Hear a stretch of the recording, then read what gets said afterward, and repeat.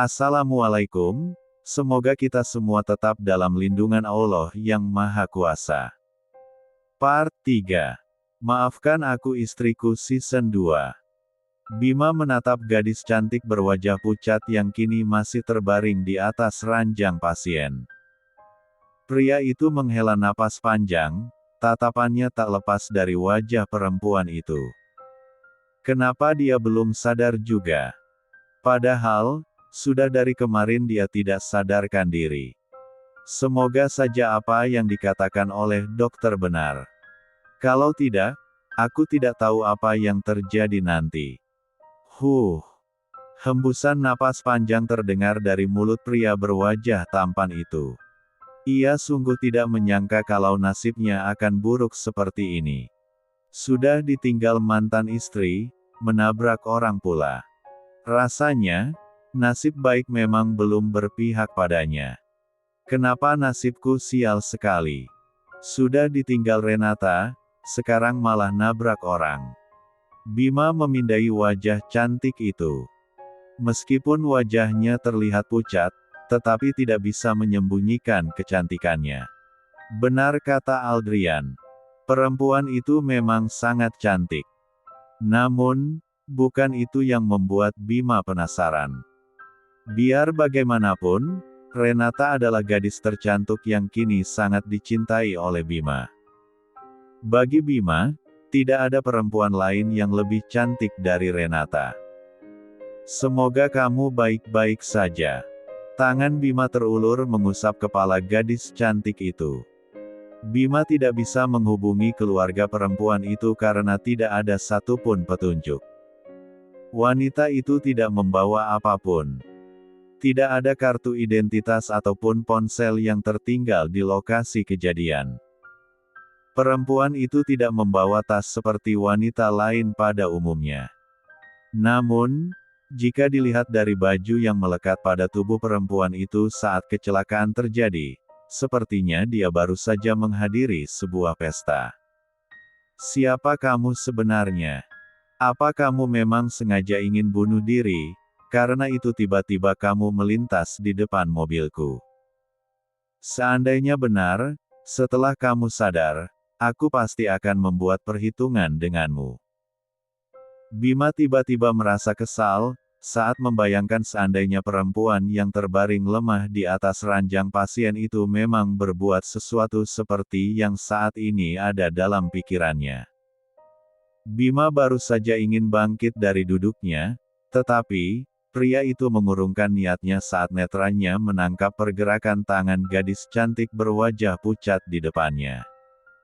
Pria berwajah tampan itu bergegas menekan tombol untuk memanggil petugas medis. Tak lama kemudian, seorang dokter dan perawat datang ke dalam ruangan itu. Bima langsung menyingkir dari hadapan gadis itu saat seorang dokter mendekatinya, dan segera memeriksa kondisi wanita yang ditabraknya itu. Beberapa saat kemudian, dokter dan dua orang perawat itu keluar ruangan setelah mereka selesai memeriksa kondisi pasien. Sang dokter menjelaskan pada Bima kalau kondisi perempuan itu baik-baik saja. Mendengar penjelasan sang dokter, Bima menarik napas lega. Laki-laki itu tersenyum, berterima kasih pada dokter muda yang memeriksa kondisi wanita itu. Bima menaikkan alisnya saat melihat gadis cantik yang ditabraknya itu, ternyata sedang duduk sambil menyilangkan tangannya di depan D4D. Beberapa saat yang lalu, wanita itu terbaring lemah di atas ranjang. Namun, beberapa menit setelah dokter memeriksa kondisinya, tiba-tiba gadis itu sudah duduk dengan tatapan mata tajam yang mengarah padanya. Kamu sudah. Tidak usah basa-basi. Tukas wanita itu dengan cepat, membuat Bima tersentak. Katakan padaku, berapa mereka membayarmu untuk melenyapkanku? Apa? Bima sangat terkejut mendengar ucapan gadis cantik yang baru tersadar beberapa menit lalu. Tidak usah sok polos. Berapa mereka membayarmu untuk melenyapkan aku? Gadis itu kembali berteriak. Kedua matanya menatap tajam ke arah Bima.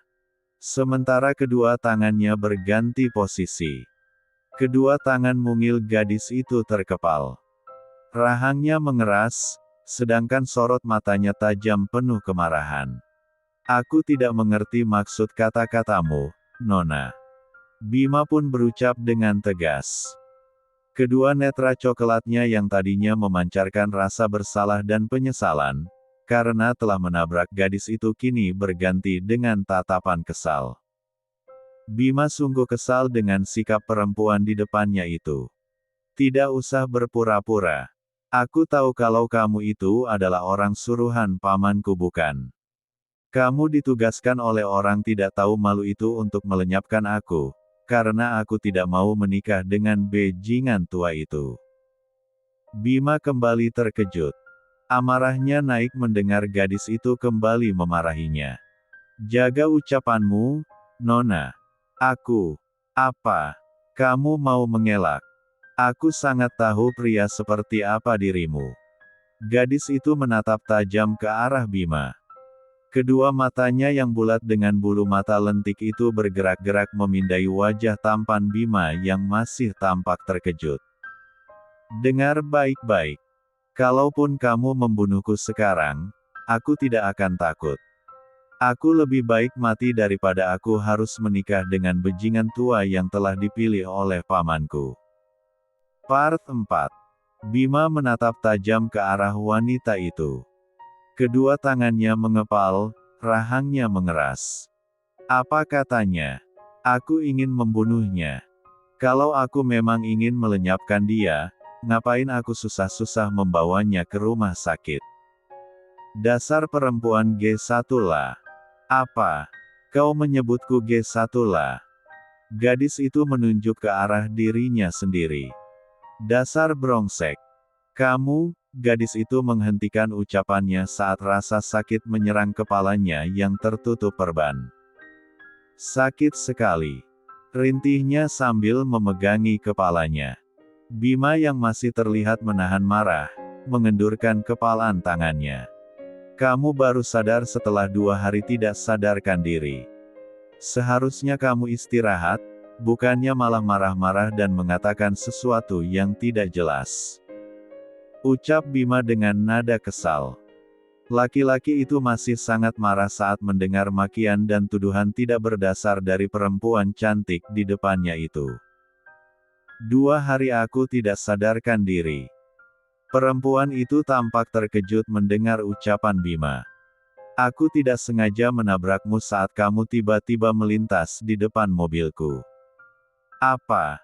Kedua bola mata bulat itu membola. Kamu menuduhku ingin melenyapkanmu. Tapi, aku yakin, sebenarnya kamu sendirilah yang ingin mati bukan? Bima kembali menatap tajam ke arah gadis itu. Heh. Kalau aku ingin mati, aku tidak akan. Aduh. Kenapa kepalaku sakit sekali? Gadis itu kembali memegangi kepalanya. Dengan berat hati, Bima membantu gadis itu merebahkan tubuhnya dengan hati-hati. Wanita itu memejamkan mata sambil meringis kesakitan. Bima dengan cepat memencet bel darurat agar petugas medis segera datang. Melihat perempuan itu kesakitan, Bima kembali merasa bersalah. Bayangan saat dirinya menabrak perempuan itu kembali terekam jelas di kepalanya. Maafkan aku karena kemarin aku tidak sengaja menabrakmu. Suara Bima terdengar, membuat perempuan itu membuka matanya. Manik mata bulat itu menatap Bima dengan lekat. Wajah cantiknya terlihat pucat. Mulutnya sesekali mendesis merasakan sakit di kepalanya. Jadi, kamu bukan orang suruhan pamanku. Gadis itu memindai wajah Bima yang menurutnya sangat tampan. Laki-laki di depannya itu terlihat sangat berharisma dan sangat menawan. Apa-apaan kamu, Karin? Apa sekarang kamu sedang memujinya? Menurutmu? Ucap Bima sambil meraih gelas berisi air mineral di atas nakas. Kemudian, membantu perempuan itu minum. Apa tampangku seperti orang yang akan melenyapkanmu? Bima menatap perempuan itu dengan tajam. Mendengar ucapan Bima, gadis itu hanya menggeleng pelan. Entahlah. Apa wajahku seperti wajah penjeempat het, sampai kamu mengira kalau aku akan melukaimu. Bima melanjutkan ucapannya. Aku tidak yakin. Orang-orang suruhan paman juga memiliki wajah tampan sepertimu. Lagi pula, bukankah penjahat sekarang juga bersembunyi di balik wajah malaikatnya? Bima berdecak kesal mendengar jawaban gadis itu. Kalau aku berniat membunuhmu, aku akan benar-benar menabrakmu kemarin. Aku juga tidak perlu susah-susah membawamu ke rumah sakit kalau aku memang berniat melenyapkanmu. Kesal Bima. Tahu begini, mending aku tinggalkan saja dirimu kemarin di tengah jalan biar mobil orang lain yang melindas tubuhmu dengan mobil mereka. Kau, kenapa? Kamu tidak terima? Dengar, Nona. Aku memang tidak sengaja menabrakmu. Tapi aku bukan penjeempat het yang ingin melenyapkanmu seperti yang kamu tuduhkan. Ucap Bima penuh penekanan.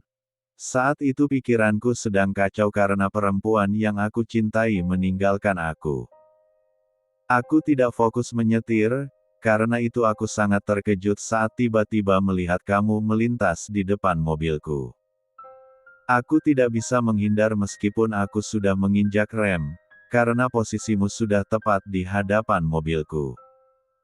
Mendengar ucapan Bima, Karina mencoba mengingat-ingat kejadian sebelum dirinya masuk rumah sakit. Perempuan cantik itu memegangi kepalanya yang kembali berdenyut sakit. Ingatannya kembali pada saat dirinya sedang menghadiri sebuah pesta di hotel bersama paman dan bibinya. Orang-orang bertubuh tinggi besar mengejarnya saat Karina mencoba melarikan diri dari pesta yang diadakan di sebuah hotel bintang 5. Karina beserta paman dan bibinya pergi ke pesta kolega bisnis sang paman. Di tengah pesta, tanpa sengaja Karina mendengar percakapan antara paman dan sang bibi bersama dengan seseorang. Sepasang suami istri yang memberikannya tempat tinggal itu beberapa menit yang lalu meninggalkannya di tengah pesta dengan alasan ingin menemui kolega bisnisnya yang lain. Namun, alasan mereka itu ternyata hanyalah modus untuk menjebaknya. Karina sungguh tidak menyangka kalau kedua orang yang sudah ia anggap sebagai orang tuanya sendiri itu ternyata berniat jahat kepadanya. Paman dan bibinya itu ternyata berniat meninggalkan pesta setelah mereka menerima uang pembayaran dari pria tua bangka bertubuh tambun yang saat ini sedang bersama mereka. Untung saja Karina urung mendekati sang paman dan istrinya. Kalau tidak, perempuan cantik itu pasti tidak akan mendengar kebusukan dari dua orang yang selama ini sangat ia sayangi itu. Di sana, sekitar 2 meter dari tempatnya bersembunyi sekarang, Karina dengan begitu jelas mendengar sang paman dan istrinya sedang melakukan transaksi jual-beli. Jual-beli manusia. Paman dan bibi tercintanya, menju 4 LD1 rinya pada laki-laki tua bertubuh tambun itu dengan harga ratusan juta. Karina menepuk-nepuk D4 danya yang terasa sesak sebelum akhirnya kewarasannya kembali. Dengan jelas, mereka bertiga menyebutkan nominal rupiah yang mereka sepakati. Setelah itu, Karina juga mendengar, setelah laki-laki tua itu menikmati tubuhnya untuk pertama kali, dia akan menjual kembali Karina pada seseorang yang siap menikahinya. BR3 ngesek. Sekuat tenaga, Karina berlari. Perempuan itu mencopot sepatu hak tinggi yang melekat pada kakinya agar ia bisa leluasa berlari meninggalkan hotel. Ternyata, orang-orang suruhan sang paman mengetahui kalau Karina melarikan diri. Karina terus melarikan diri hingga tanpa sadar, dirinya sampai di tengah jalan dan tidak menyadari kalau ada mobil yang melintas di depannya. Suara pintu dibuka dan derap langkah dokter dan 2 orang perawat yang mengikuti. membuat Karina tersadar dari lamunannya.